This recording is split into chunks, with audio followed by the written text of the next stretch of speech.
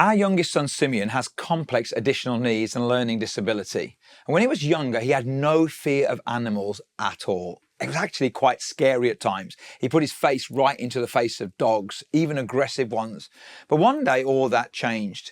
We were at a park, and in the distance, he saw two horses. He ran straight towards them, and I was chasing after him. But as he got closer, he realized these weren't just horses. They were giant Shire horses. For the first time, I saw fear in his eyes. Something was clearly bigger than him. So he stopped, turned, and threw both arms in the air as if to say, "Daddy, lift me up." I did. I put him on my shoulders, and in an instant, the fear left him. In that moment, I sensed God whisper, "Everything looks different when you're on Daddy's shoulders." You see, perspective changes everything. And right now, when it comes to life and faith, we have a perspective problem. Like the children of Israel exploring the promised land, many of us are seeing the giants, but we're not seeing the greatness of God. Their perspective was shaped by fear, not faith. They were living by a lesser story. What they needed, what we need, is a greater story. These past few years have seen the world shaken. Pandemic, war, division, anxiety, so much so that a new word has emerged, permacrisis. Feels fitting, doesn't it? And in the midst of it all, the grand narratives that help people make sense of life, stories about identity, purpose, and hope have begun to collapse. So what does this mean for your church, your people, your leadership? It means we must recover and rediscover the greatest story of all, the story of God. This is vital because human beings only truly flourish when we discover who we are, why we're here, and where we're going. And all of that identity, meaning, and purpose finds its true home in God's greater story. You know, everyone has a story, but let's be honest. Nobody really gets the story they want. Not me, not you, not the people in your church, not the community you're trying to reach. But here's the hope.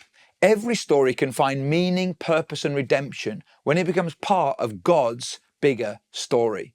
To help us rediscover that story, we turn to a storyteller, the prophet Isaiah. He wrote in a time of upheaval, crisis, and transition, much like ours. And Isaiah invites the people of God to lift their eyes, to step into the bigger story of God. He shows us three essential truths about who God is. God, the creator. He's at the beginning of the story. He's the one with the pen in his hand, the author of all things. God, the redeemer. He's in the messy middle of the story, present with us, transforming our pain, doubt, and brokenness.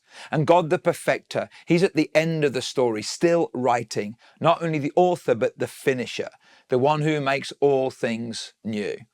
This isn't a dry theology lesson. It's an epic, adventure-filled, hope-saturated story that speaks to every age and stage of life.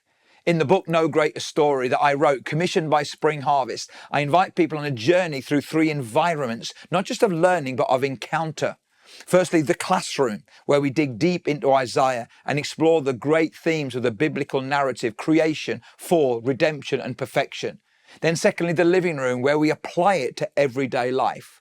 What does it mean that God is creator, that he's bigger than our fears and our limitations? What does it mean that he's redeemer, that he's present in our mess and our pain? What does it mean that he's the perfecter, that he's greater than our plans and our hopes? And then thirdly, the playground, where we live it out. Because in God's story, everyone gets to play. This section is full of practical ideas, creativity, and resources, whether you're an individual, a parent, or a church leader. There's a website full of materials developed by brilliant organizations and a whole section for churches with sermon outlines, small group guides, media tools, and more. So why does this matter right now? Because the world is changing and God is moving. There's a stirring in our nation. There's a hunger for more.